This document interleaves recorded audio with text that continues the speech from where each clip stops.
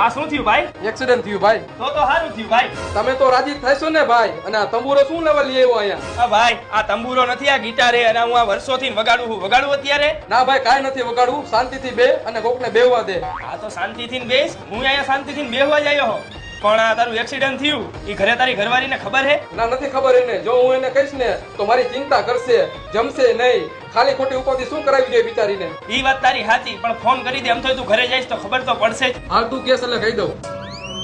Hello હા બોલો. મારું એક્સિડન્ટ થઈ ગયું. જીવતા છો કે વયા ગયા? અત્યારે તો હું જીવતો હો અને હું મરી જઈશ ને તો બધાને પેલા તને હેરાન કરીશ. હાલ ભાઈ તું વગાડ, હું ગીત ગાઉં.